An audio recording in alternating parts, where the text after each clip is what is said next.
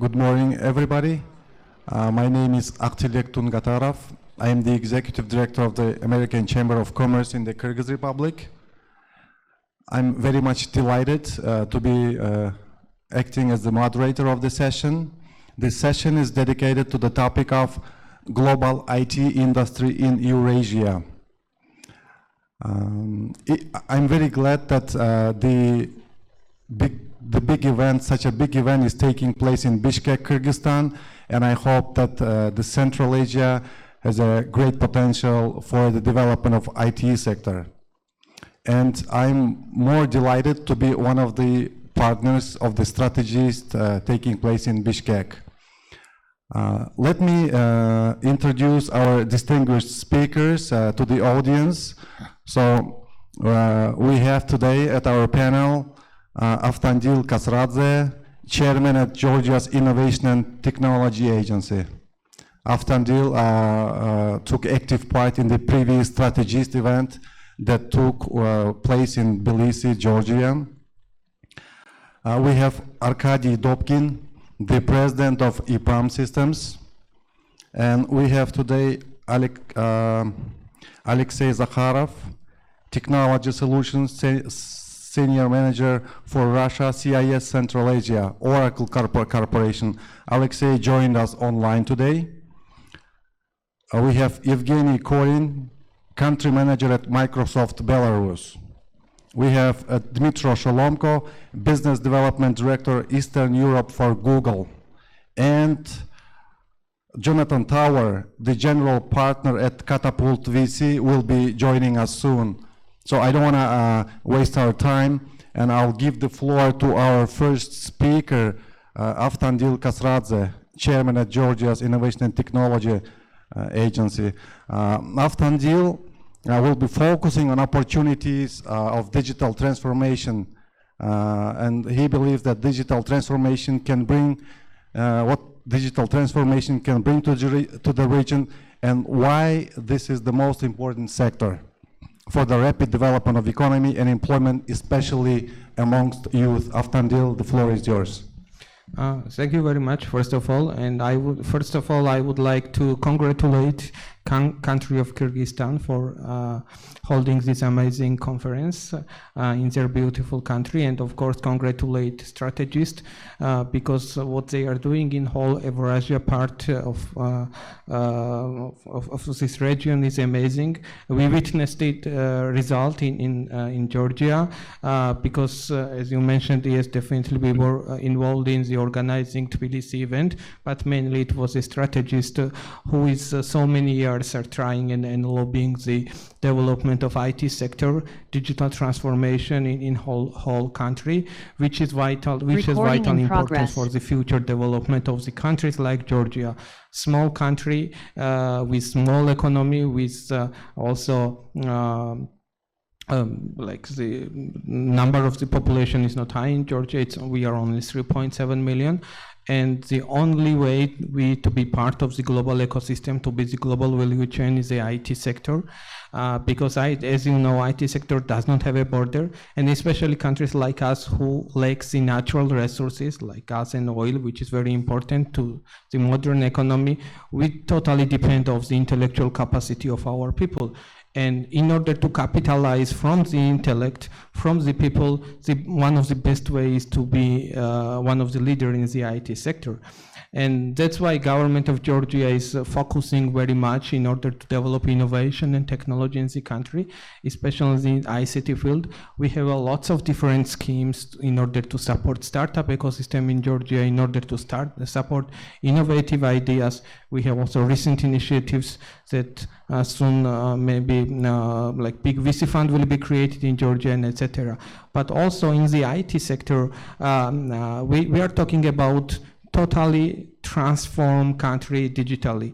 And when we are talking about the transformation digitally, it does not mean that government services will be also available online. This is just digitalization. Digital transformation means transformation of the services that maybe government will not be provided the services that is right now exclusively provided by the government, but private companies will do on behalf of the government, and they are doing a better job in every part of the world.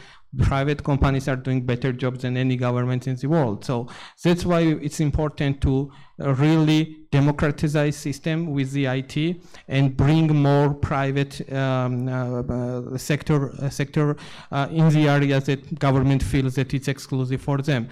This is one of the area. The another thing that government is working definitely is to support and bringing big international IT companies in Georgia.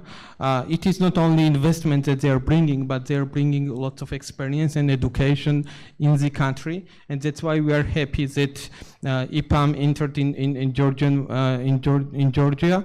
And one of the reasons was, of course, the government regulations that we reduced dramatically taxes for the IT companies. Just, I want to say that Georgia as a country is number 3 in the world, according to the World Bank ranking, with the least tax burden country. But even though we have one of the least tax burden country in the world, we still decreased taxes for the IT companies. And for example, if any international company opens office in Georgia and employs people residing in Georgia, and it is not absolutely necessary that it must be Georgian citizens. You can bring your people in Georgia, and there is a few taxes zeroed. For example, you don't pay VAT taxes and you don't pay property taxes. And personal income tax, like taxes that you are paying from the salary, which is the biggest tax burden for the IT companies, we reduced from 20% to 5%. And also corporate profit tax, we reduced from 15% to only 5%. And this is only if you are receiving dividends. But if you reinvest, it's 0% corporate profit taxes.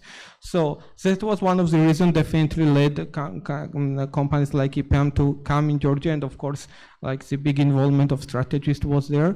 And but most importantly, it's not that IPEAM is employing people. Of course, IPEAM is employing people, and it's high-paid jobs in Georgia, but also they are bringing education, they are bringing the competitive knowledge, which is very important for the country, and it will give our competitiveness to increase in higher level. So that's why we think that digital transformation and digitalization and supporting IT sector has major importance for the rapid development of our economy and country overall. Thank you, Avtandil. I think it's a good idea if we let all the speakers make their speeches or presentations, and we can have the discussion or a question and answer session at the end. So let me give the speech to Evgeny Korin, who is the country manager at Microsoft Belarus. As we all know, Belarus has become a new center for IT products delivery in the last several years. And I would ask Evgeny to focus on the experience of IT ecosystem of Belarus, the Great Stone Industrial Park of Belarus, and give some facts about other countries like Kazakhstan and Uzbekistan, where you operate as Microsoft. Evgeny, the floor is yours. Thank you. Hello, colleagues. First of all, let me thank the organizers for such a great event, for invitation. It's really great to see how strategists developing in the region and attracts more and more speakers, more and more companies, and I think that we will have all great outcome from these activities. Also, let me say hello to the colleagues who joined the session. Great to see you, Avtandil. Great to see you, Arkady. Unfortunately, just online. What I can say about Belarus and our development in the region, because in Microsoft, I'm working in a cluster which name is CE multi-country. So we are operating in the, let's say, the region in the most of ex-Soviet countries and CIS countries, including Georgia as well. And what we see here is a great trend of IT development, digitalization, as Andy already mentioned, and increase of competition between countries to attract talents, to attract capital, and to, let's say, compete for the piece of pie of the big amount of capital in the IT industry. So we in Microsoft also following all these trends. We support startups and innovation and digitalization on different levels. So we're working with governments on digital projects. So we see great results in such countries as Baltic countries. Recent years in Ukraine, we see development in Belarus for sure. In this area, despite all the crises which currently are happening, we see that trend of growth of IT industry is still there, and the, let's say, operations of Great Storm Industrial Park are developing. The high-tech park of Belarus is still growing, and this year we expect that the amount of, let's say, revenue of high-tech park from new residents and old residents like IPEAM as well will exceed 3 billion. It's more than 1,000 companies who are residents of high-tech park already in Belarus, and the new companies are joining this regime, which shows that actually those initiatives from government are working and attract business. Could not say that the investment climate is, let's say, improved a lot, but still we see a rising trend of appearing of new unicorns.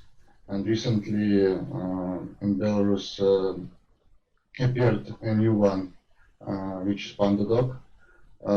Also, we see some rising starts, like, for example, Flow, also Zorochka and others. And I see that Microsoft, and we and Microsoft are following these trends, and we have special team, which name is Unicorns, who is developing presence in the region, and it shows that overall growth of IT industry is happening, and we expect that the new companies, new unicorns will appear soon in such countries as Kyrgyzstan, and I wish to see them as soon as possible. That's it. Thank you, Evgeny, very much. We're glad to know that the Belarus IT sector is developing with good paces. We'll come back with questions. I hope that the audience, the participants of the forum will have questions and comments at the end of the session. Now I'd like to give the floor to Arkady Dobkin, the president of IPEAM. IPEAM, yesterday Arkady announced about his decision to open an office in Bishkek. It's very good news to us. Arkady, can you share with your thoughts about challenges and perspectives of developing IT industry in the Eurasian region? I really don't want to spend too much time talking to the kind of topics which we most of the audience probably understand. I think in general there is a huge democratization of the talent across the globe. And 20 years ago it was difficult to imagine that some parts of the world will be participating in development of high technologies. So today it's a commonplace, so there is not much to say. And it's expanding all the time. And during the last couple of years, it was another confirmation that intellectual work could be done anywhere, and talent presence anywhere on the globe. And there are so many articles and books and panels on this topic that it's really kind of waste of time to repeat the same. IPEAM is a company which started between West and East, and with a good understanding of heritage of education and talent present in the former Soviet region, relied on this talent for a long time, and that's what we're doing during all these years. We're coming from Belarus and to Ukraine, to Russia, and to Kazakhstan, and to Uzbekistan, and Armenia, and Georgia last year, and we're starting in Kyrgyzstan as we speak, so we probably will be officially open here in a couple of weeks. And by doing this, we also understand that we have to invest in the talent heavily, and we need to bridge the gaps which traditional academy has, unfortunately, because we all know that very often schools and universities are teaching something which was important in the past, not in the future. We as a company have a very interesting advantage with our clients from industry, from tech world, from classical software companies, really feel hands-on what's happening in the market, and be able to adapt our educational efforts towards the people and people abilities to understand what should be done for the future. And I think that's what we will be bringing in Kyrgyzstan as well, helping to grow the talent and helping to retain the talent in the country. I think I'll save time for questions from the audience, because thank you very much, Arkady. It's great news that such a global leader in software development like IPEAM is entering Kyrgyzstan. It's going to be a great contribution to the high technology park of the Kyrgyz Republic as well. And the business associations like us, the American Chamber of Commerce in the Kyrgyz Republic, are always ready to support and to give any kind of assistance in creating a better investment climate for entrepreneurs, for businesses like the one you represent. Let me give the floor to our next speaker, Dmitro Sholomko, the Business Development Director for Eastern Europe at Google. Dmitro believes that the growing pressure from the world IT centers requires every market to increase pace of investments into education and pace of adoption of innovative technologies to keep up with the progress. The main focus in the current situation must be developing technology, engineering talent at scale. Dmitro, can you please elaborate on this statement? Okay, thank you very much for inviting me here. Well, unfortunately, I can't come personally. I would love to be on the stage with everyone right now. Didn't do it. Well, modern technologies helping us to actually fix it and be participating and do things remotely now. So it's good I can speak here. Let me a little bit explain what does Eastern Europe means here. So in my title, because it's a little bit vague. It's probably I need to explain this. For Google, Eastern Europe, which is my region, is not only particularly Ukraine and Belarus, but also Caucasus and Central Asia.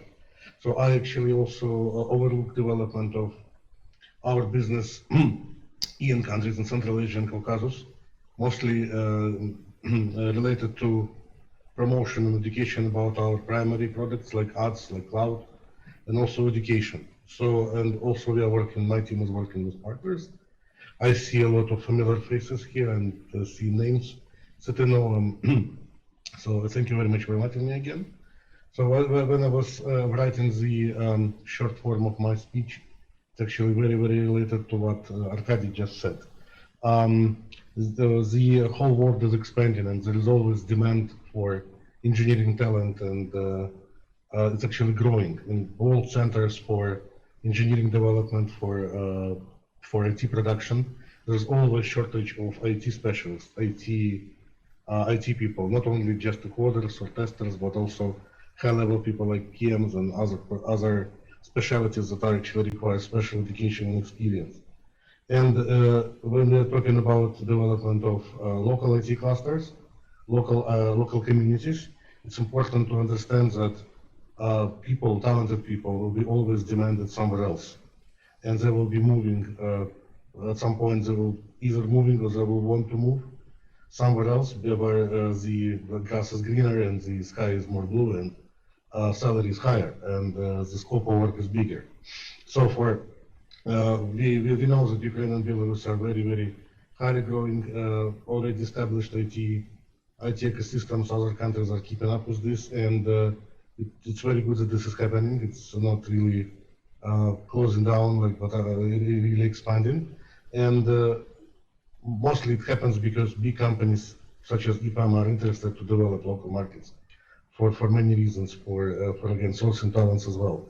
But when I'm looking at the experience of the past years, in particular with Ukraine or Belarus, IT specialists tend to immigrate, companies tend to immigrate. Ukrainian, for a long time, for a couple of years, Ukrainian ecosystem was always, let's say, savaged by international VC funds and other financial companies, because one of the requirements of attracting funds for IT development in Ukraine was immigration. So between 2012 and now, a lot of companies, a lot of teams really moved to other places like Poland, for example, which is closest one, or Cyprus, which is big. If you been to Cyprus and spoke about business, Cyprus is a kind of Russian-speaking IT center outside of Russian-speaking region in the world. So in order to really establish the presence and in order to really keep the growth of local IT sectors, there should be constant, always happening source of talent, constant development of new people, new team, new students or somebody else who will just fuel the growth of IT sectors and really closing gap of or positions that are unable to close easily, and or people from these positions are moving elsewhere. So it's really good that big companies again like IPEAM are actually investing in development of the talent and building the capabilities of education. But I don't believe that only external players can really satisfy the demand and really help with this task. And because you always need more, you always need people actually learning new skills every day. So and for example, for Ukraine, it's a very interesting experience that I witnessed, and I honestly didn't believe in that for a while. But I see how actually this fueled the growth of IT industry here. Is a lot of initiatives related to education for school children, for very young age of people, for education initiatives, IT schools for people who wanted to switch from their current job, from their specialty, to IT industry. It's a lot of criticism about these IT schools happened, but they do a good job. They really arrange IT education at scale. They really try to teach as many people as possible, and some of them, some people from those schools are really becoming engineering talents and really helping to grow the IT industry. So my actual idea and my probably the main message or advice for really growing and junior IT ecosystems is make sure that you're not only trying to acquire foreign companies, Western companies, to bring the talents, to bring the engineers and actually start doing the job. It's important, but basically you need to invest a lot in grassroots, in really young or people from other industries who are not really yet known that they're good at IT, and really teach them. So help all those Westerners create, if Western companies are coming, you're creating a wave and support wave for those companies where they can, to create a pool of talent where those companies can hire people, not only invest own money in development of the talent. So I think it's the main message of me today. Thank you very much, and pass the floor to other speakers. Thank you. Dmitro, thank you very much. You have raised very important aspect of any business, the human capital aspect of doing business. I think it's very important. Jonathan, thank you for joining us. Jonathan Tower is the founder and managing partner at Catapult. Jonathan, can you tell us about Catapult Venture Fund? And why are you taking interest in our region, in the region of Eurasia? What are the possible challenges, perspective, opportunities of entering this market? Thank you for that. So I did have the benefit of speaking last night, so I don't want to rehash everything that I covered, but maybe a good place for us to start would be a little bit of background on how the fund was formed, 3-4 years ago, and what was the guiding worldview and why it's relevant for Eurasia. So as I mentioned yesterday, I've been a venture investor for almost 20 years. I began my career as an entrepreneur, so building companies, being around startups was most of my professional life. Investing in Silicon Valley was great, had a lot of great experiences, and then I would say, 4 or 5 years ago, like a lot of venture investors, we did a deep dive on our portfolio, wanted to ask the big questions of where were we finding our best investments, where we were getting the best returns, the best outcomes. And a few insights came out of that analysis, and one of them was that we were actually doing much better investing in smaller markets than we were in the traditional 50-mile radius of Silicon Valley. And it was sort of startling to us, but when we thought about it, it kind of made a lot of sense, because we began to see this enormous influx of capital coming into Silicon Valley beginning about 10 years ago. And not surprisingly, as you can appreciate, as you have more capital flowing into one market, that drives up the cost of everything. It drives up the valuation of everything. It makes it harder to compete, because every startup is now competing for every engineer, and that means your overall running costs are higher, your operating overhead is higher, your valuations are higher, which means that as an investor, we need to get a much bigger outcome at the end of that to return the capital to our investors and to repeat the cycle. And so that becomes less and less attractive as an investor. And in contrast to that, we were finding that as we got to smaller markets, primarily in the US initially, when we went to Los Angeles, Nashville, Portland, we were finding that there was a lot less competition for us because those markets are smaller. And there's not a lot of venture capital there. And the venture capital that is there is not as well networked outside of that small ecosystem. So an example would be if we talk to a startup in Nashville, most likely there was maybe 1 or 2 venture funds in all of Nashville, and most of those funds had no particular reputation outside of 50-mile radius of Nashville. So the problem that created, and this is why it's relevant for this part of the world, the problem that created is that venture capital at the end of the day is a relationship-driven business, is a business driven on trust. And you build that trust not over one transaction, you build it over many years. And the problem is that as the venture funds in Silicon Valley got bigger and bigger, they would be not as attracted to looking at a startup that was in a far-off market that was backed by investors they did not know. Because it raised the issue of, how can I know if the company's any good? How can I pick up the phone and call one of the investors to due diligence? No, I can't do that. Okay. And so do I want to spend my time as a big, Silicon Valley VC on a small company in a market that's thousands of miles away that I don't understand and I don't know and I can't diligence, when I've got a stack of business plans from 100 companies right down the street from where I am in Palo Alto? So this was a big problem for any startup that was in a smaller market. You had very little venture capital money there, and secondly, the venture money that was there was not very well networked with Silicon Valley, And the reality is that even today, 90% of all the venture money tends to flow through 3 or 4 big hubs: London, New York, San Francisco. Now that's changing, but it's been changing slowly. So this was sort of 2 huge insights that we had. We realized that there was a huge opportunity in smaller markets. Smaller markets could benefit from what we could bring because we had access to the right investors in Silicon Valley. We've sold companies to Facebook, Google, Adobe, Cisco, everybody that matters. And that's important because startups need access to those relationships when they think about joint ventures, when they think about other types of partnerships. And that was something that we could provide. And I'd say the third insight that we had was, as we dug into these smaller markets, and this is absolutely true of Central Asia, we found really strong entrepreneurial talent, really smart people, good engineering talent, good ideas that were not getting the audience that it required. And so we realized that that was a huge opportunity for us. And then I'd say the final insight we had was this was all happening at a time when the big venture funds with whom we collaborated were just getting bigger and bigger with every fund generation. So they were now managing $2 billion funds, $3 billion funds.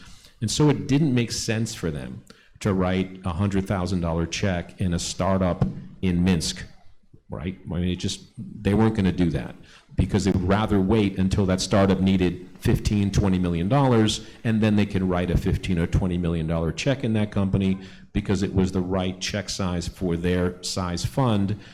The problem is that if you can't take your startup that's in Minsk or Tbilisi to break out of one of those markets and need $15 or $20 million, you're never going to make that connection. That's never going to happen.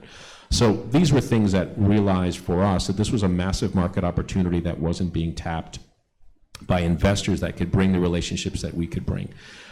So that's sort of our origin story. Just to wrap it up, the reason why we are excited about Central Asia is partly the time that we're in right now. So we think that pandemic, for all of the negative things that it has done, it has completely scrambled the competitive landscape for startups. My colleague here at IPEAM made a great point earlier, which is that there is tremendous talent here, and people are now thinking about geography very differently than when they thought about it before March of 2020, where the idea of geography and capital has been decoupled.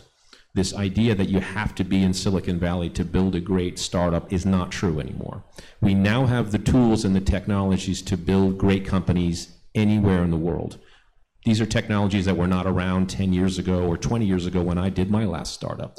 And every startup that we talk to, they're using Microsoft Teams or Zoom or Trello or GitHub or a variety of tools that allow you to be distributed day one.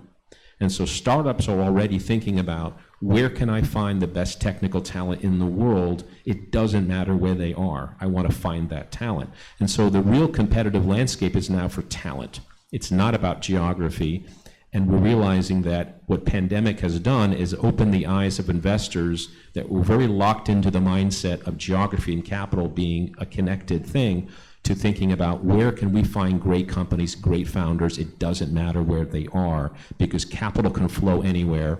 Talent is everywhere. And now what we try to do as a platform is to connect those ecosystems together, because we think there's massive opportunities here in Central Asia.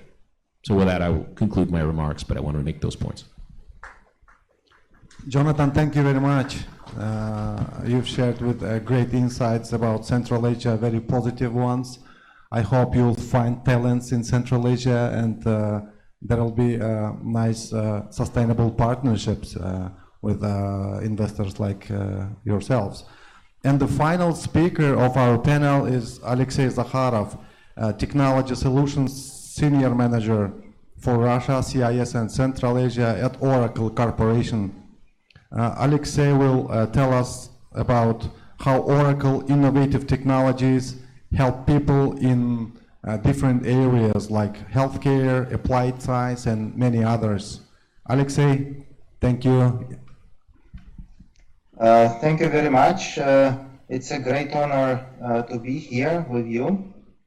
So, and I'm representing Oracle, and we are working with Central Asia countries and CIS and Russia, and we're very interested in working with partners, with customers to solve really critical problems. Because what we see now, I'm absolutely agree with previous speakers that we have all these challenges with the talents, with the developers, with engineers, and we all compete for resources, for people. And Oracle is looking into this, into some kind of three directions. So first of all, we need to address kind of speed, because all our world is changing very rapidly. Yes. Second is all about partnerships. So we are ready to be in touch with local companies, local solution developers, with local customers to solve their problems. And the third thing is continuous learning. So continuous learning is important for Oracle because we need to start from the some small things, but very fast. And we need to learn out of our results. What is happening, what is working, what is not working. And third, we need to learn from our people. So Oracle also have academic programs, and we are happy to work with universities and help students in these universities to get access to Oracle services and products, and to get learning resources to be capable to solve problems they have or some companies on the market. And I would like to mention three interesting projects which Oracle did for last several years. One is the creation of the rapid learning system as an answer to the pandemic situation in the US. Oracle is moving to the technology which calls low-code technology. And maybe you know about such technologies like Apex, Application Express, or Visual Builder, which allows you to create 90% efficiently the code or applications or web service when you do before. So, and this technology allows Oracle to create the rapid learning system for US government and US medical agencies for several weeks. And this was created very fast.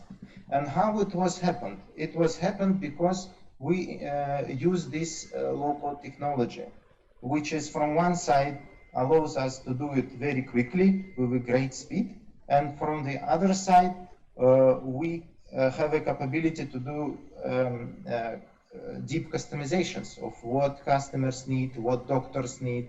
And this learning system allows patients and doctors to be connected and to allow to increase efficiency of COVID therapy. So that's one important example. So second case which I would like to mention is the carbon emission, and this is important fact. And all countries try now to decrease this carbon emission. And one of the example is the example of United Kingdom example and national grid electricity system. The idea here is to use technology and to work with a team of data scientists to balance the amount of electricity needed by country and the amount of electricity generated by, for example, standard sources like coal, nuclear power, and gas, and the other power sources like sun or solar energy.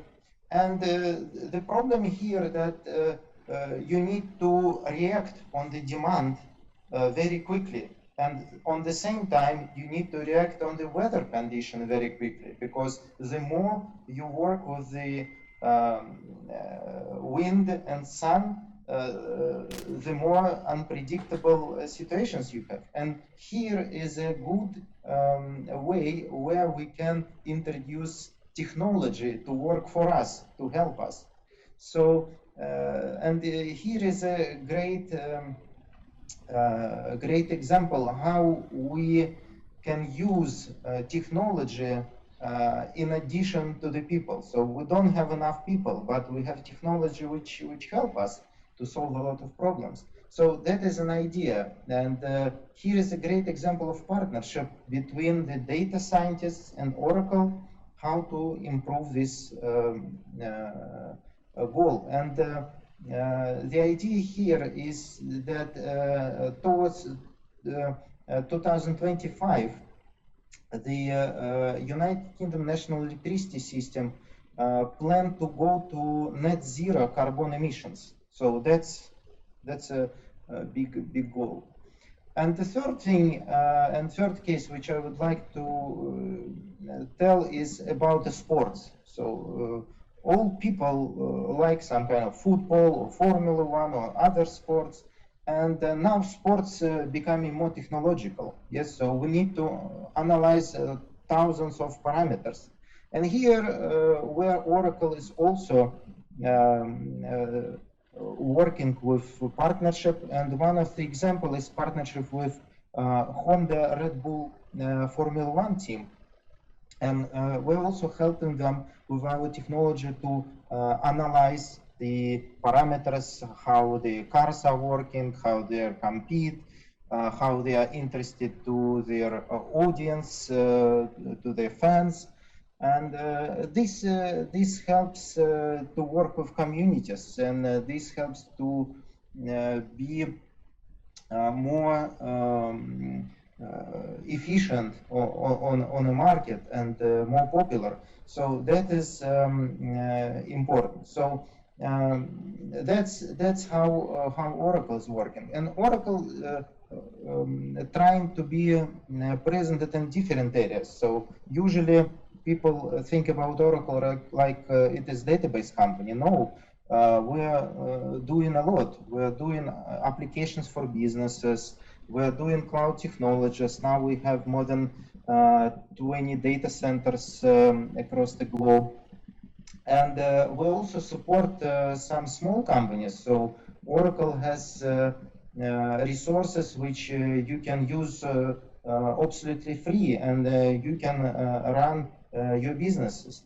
One of the example from Russia, we have a small company which calls Retail Service, which is started their business absolutely free on Oracle resources. So that's an idea, and how we as Oracle can support people. So I would like to mention that we should work very rapidly. We should increase speed of development. We should partner with people, with startups, and Oracle has all these resources. And we should do continuous learning. We should see what is working, what is not. And Oracle is happy to help to develop your people and to solve problems which your businesses and your countries have. Thank you. Thank you very much, Alexei. Very interesting description of experience of Oracle and using IT for different sectors of the economy. I thank all the speakers of the panel discussion dedicated to the topic of global IT industry in Eurasia. And now, dear participants, you are free to ask your questions and make your comments. Can we give the microphone to the participants here? Many thanks for such interesting discussion. My name is Rahim Shagbayev from Kazakhstan. My question is to Mr. Arkady Dobkin and Jonathan Power, the two entrepreneurs. I suppose you know the region and the challenges quite well. So if you were in a capacity to advise the government, the entrepreneurs, what couple of the advices, quite tangible, in long-term or short-term perspective you can give to the region, to the countries like Uzbekistan, Kazakhstan, Kyrgyzstan? Thank you.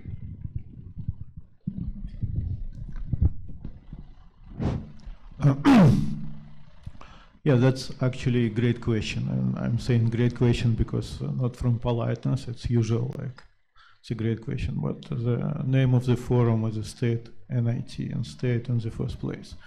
And from this point of view, it's not about IPEAM or Oracle or Google or Microsoft or anything else, it's about what's the benefit for the countries. And from this point of view, I think country need to think about, number one, how to protect the talent, attract the talent and retain the talent. And that's the main goal for the country. Creating conditions, investing in education, or actually bringing the partners who invest in education, but also considering, again, what next after this. And I think government need to provide very stable conditions. If good conditions created and then 2 years later suddenly changed, next time they will be attracting new entrants to this market, willing to invest and help, will be maybe in another 10 or 15 years. Creating conditions and changing something 10 years later probably will force people to come back again in another 10 or 20 years. I think stability of the conditions is very, very critical. Understanding that companies coming not to extract the talent outside, but actually grow the talent locally is very, very important. And it's very difficult because all of us as a private entrepreneur have slightly different interests. We worry about our companies. But state need to create equal conditions for everybody and see how to benefit the state. So again, nothing, there is no magic advice here. It's very simple. Thank you, Arkady. Jonathan, let us get your thoughts.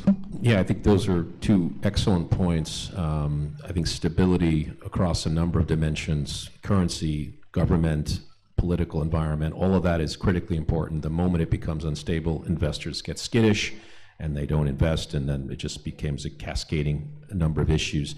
I think the other factor that we see in tech ecosystems that are working well and ones that are struggling is providing that environment that's attractive for young people to stay and to start companies. We all know about brain drain. We know this is not a new problem. It's been endemic for decades.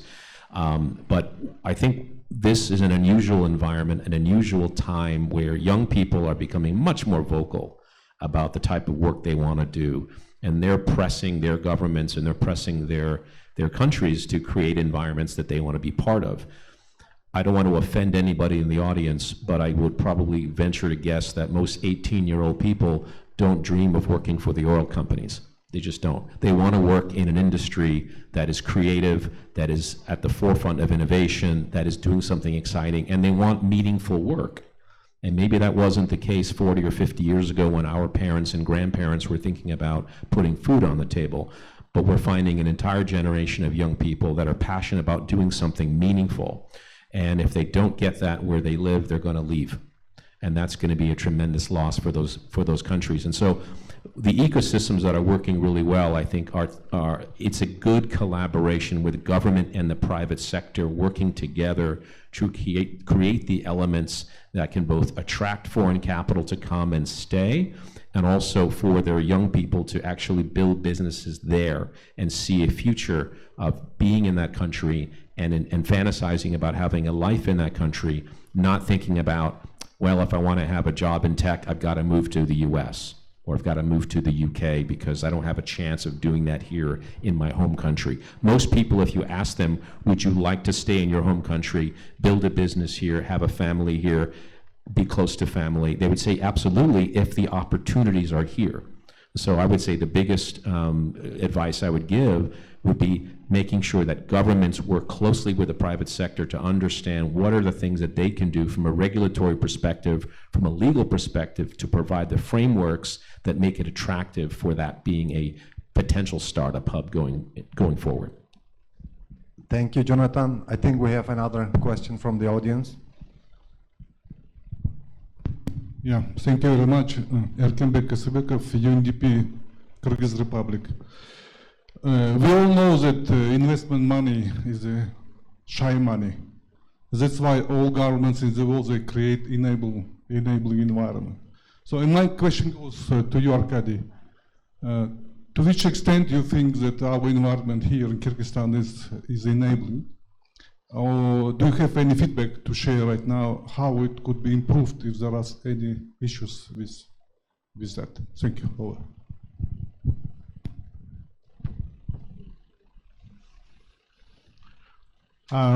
We're all hoping that somebody knows all answers, and I don't think it's true, but in my kind of humble opinion, what Kyrgyzstan doing right now is the right direction. And the rest of this, it's about stability, it's about equal opportunities for different companies without strange preferentials.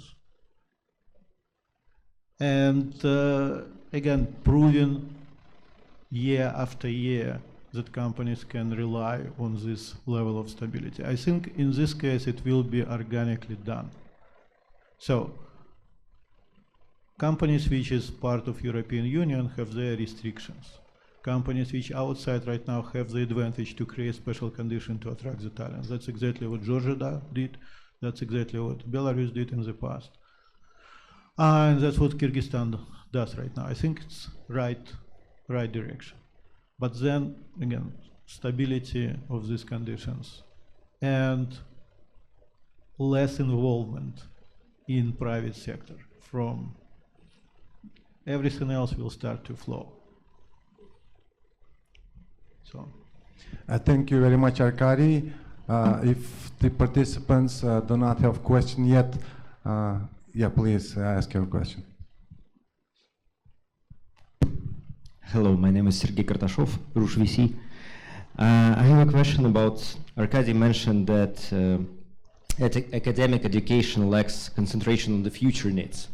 If participants can share their vision of what are the future knowledge needed for the IT industry from your perspective, really appreciate it. Thank you.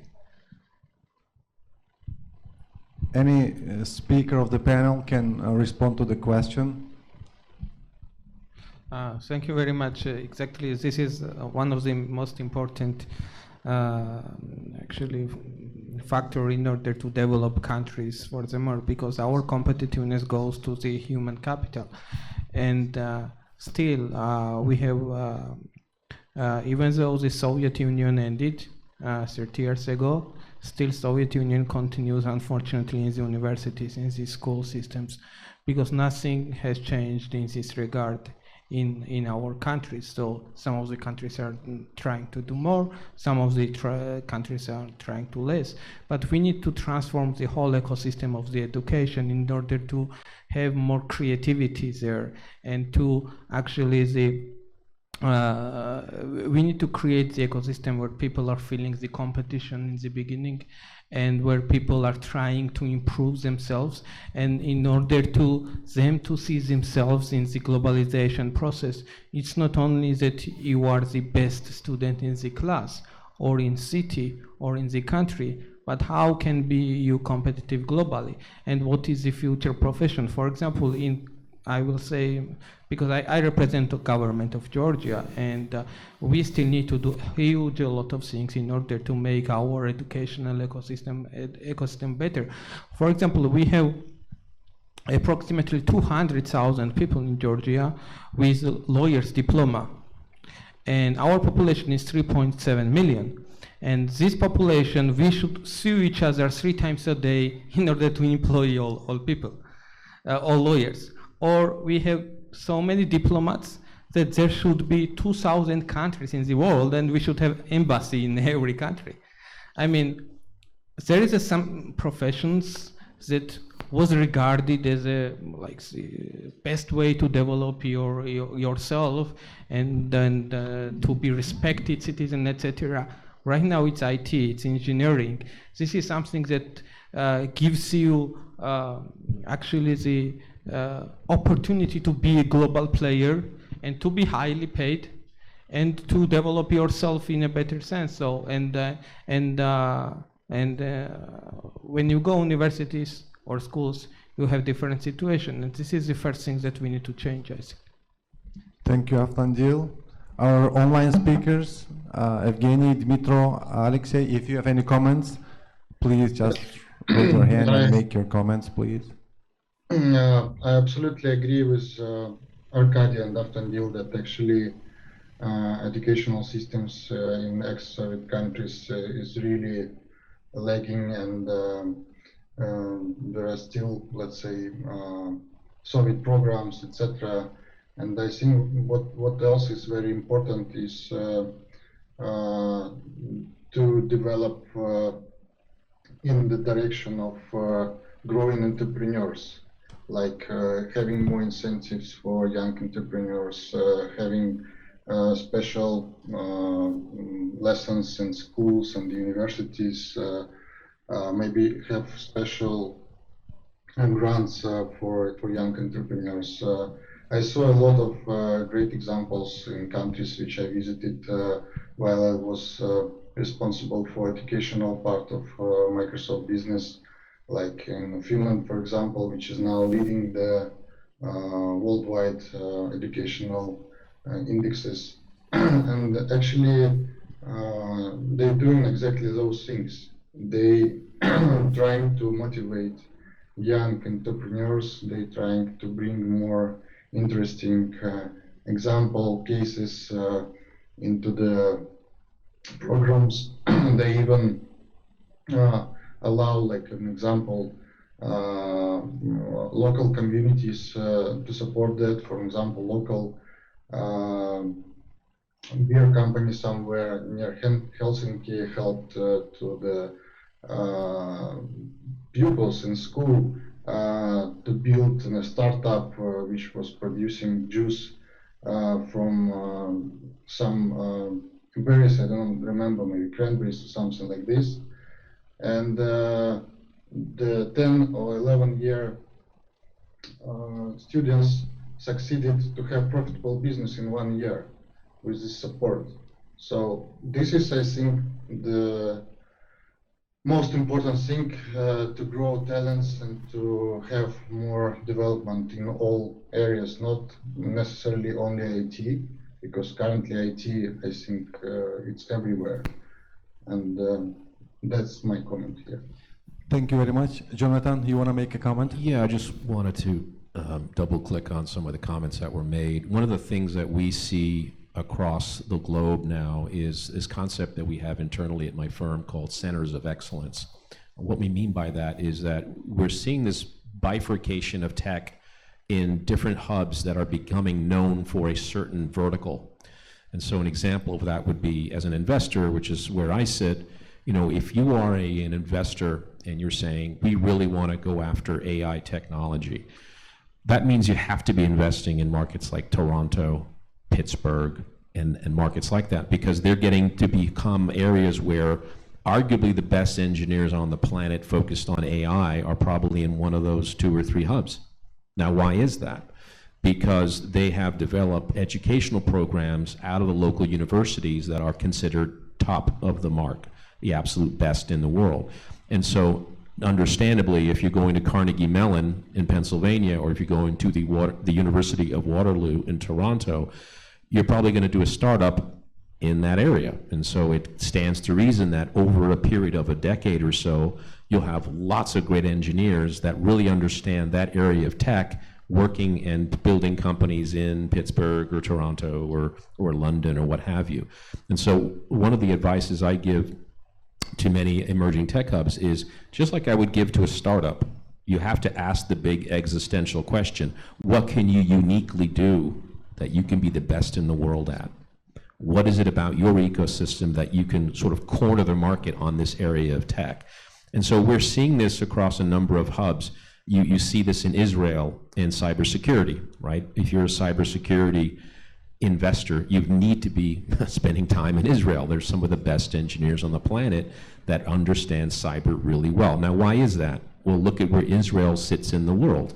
It's been in a difficult neighborhood, shall we say, for 70 years, and so they understand the issues around cybersecurity. They have a lot of people that came out of the defense, and so they understand defense technology, and they've now spun up a tremendous amount of talent around that particular area. So that's one thing that I would encourage emerging tech hubs to look at, is say, what can we do? What do we have here intrinsic to our ecosystem that we can become the best in the world at? And it could be fintech, it could be cyber, it could be AI, it could be anything. But those are very often great drivers for becoming a magnet for technical talent in that area, and therefore capital comes right behind that. Thank you, Jonathan. We're running out of time, so I will ask our speakers to give very short answers. I have a couple questions to you. Arkady mentioned about stability and equal conditions in developing IT, in creating better doing business conditions for entrepreneurs and investors. Jonathan mentioned about a dialogue between government and private sector in identifying the needs of businessmen or investors. And I would like to address my question to Avtandil. From a policymaker's perspective, you have mentioned in your speech about conditions that Georgia is providing to entrepreneurs, including tax incentives. What other specific measures do you think can our states do? What should be the role of the government in developing IT in our countries, post-Soviet communities? Thank you very much for your question. And first, when we're talking about the investment climate as a general, yes, we are proud that we are number 3 in the world with the least tax burden, and we are number 7 in the world for the ease of doing business in Georgia. And the best way, I think, that to be like the best investment climate to be in the country, when investment does not notice, does not care who is in the government, that they don't feel government presence in any of the business that they are doing.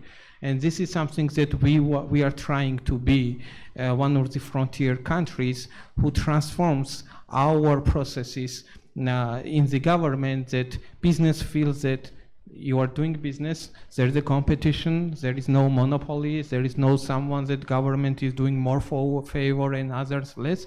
And this is the way to develop investment climate in all fields, and especially in IT as well, because in IT it does not matter what you will actually support locally, because the competition is global, and you must give them equal opportunity, otherwise they will not stay with you.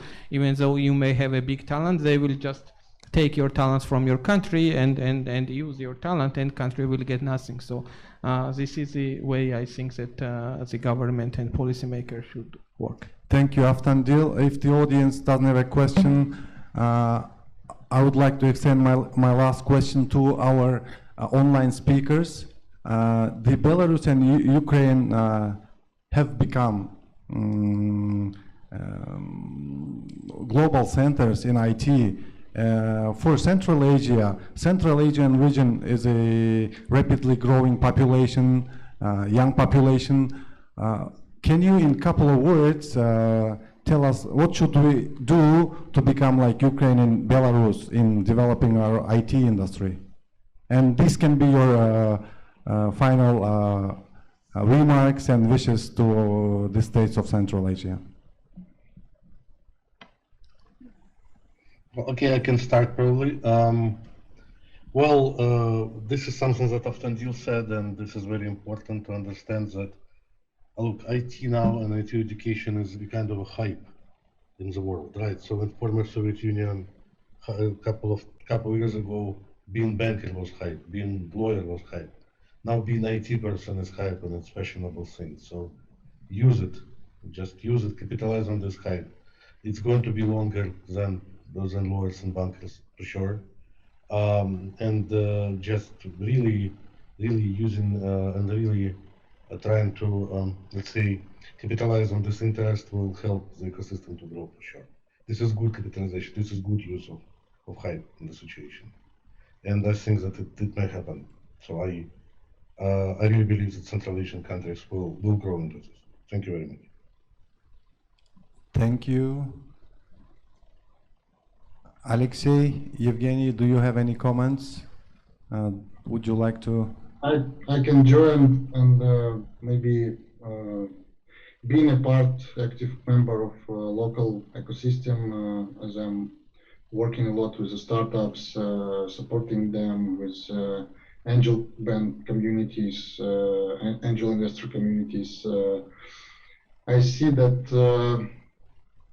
the difference between startups with whom I was communicating, for example, in Ukraine, in Belarus, or in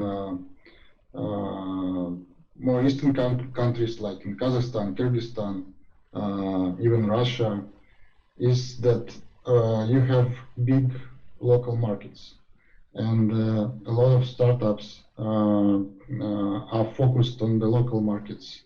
So in Belarus, there is no big market. There is no opportunity to sell some products, I don't know, to Gazprom or other, let's say, mining company, etc. So they are born global. So they start thinking globally from the first day of founding startup or having an idea to found a startup. And I think this is also important to think globally when you're thinking about going into IT industry, and this is one of the factors which really differentiate current startups in Belarus and Ukraine. Thank you. Arkady, do you want to make your final remark? Yeah, very simple thought, which is some repetitive. I think states should understand that they do not own the talent. And I think it's a very important point. And I think we'll finish with this. Arkady, thank you very much. I thank all the participants of the forum, the speakers. Thank you very much for your interesting speeches and discussions. It's time for our lunch break. So I hope that our guests from abroad are enjoying Kyrgyzstan. I hope your time being in Kyrgyzstan will be pleasant and useful. Let's go to lunch.